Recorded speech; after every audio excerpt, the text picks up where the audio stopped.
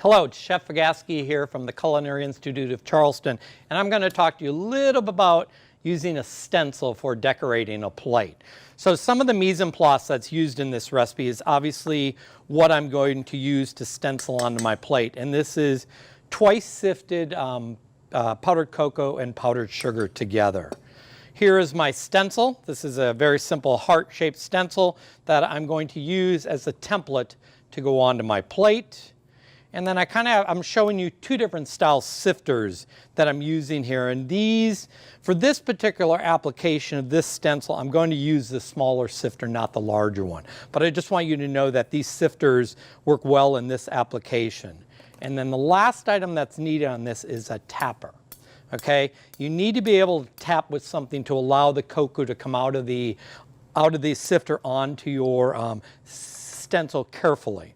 So to set up this situation, place your stencil on your plate, place your stencil on a loaf of bread that you're going to give an identification to it, place a little bit of your cocoa into your sifter, and I always like to kind of preload it a little bit, get a couple of taps over the cocoa, and then apply, go low,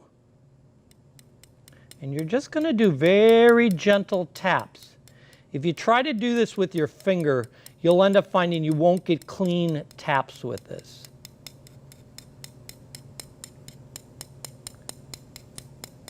So there it is. Just place that back, and then depends how shaky you are.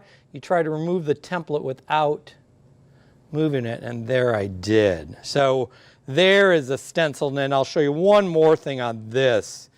Is I'll do a reverse a little bit. Once again, kind of load your sifter.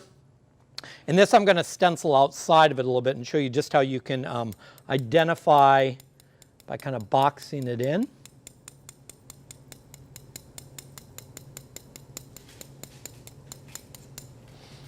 All right, once again, we have these little tabs to help pick it up. And there it is. This is also very careful if you're doing multiple stencilings. You will clean this off between each edition.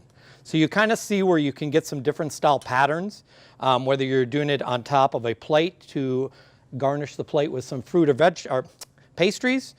Here I could have been stenciling this on a loaf of bread, and then I bake it into the oven. So very well. This is the art of stenciling. Bon appetit.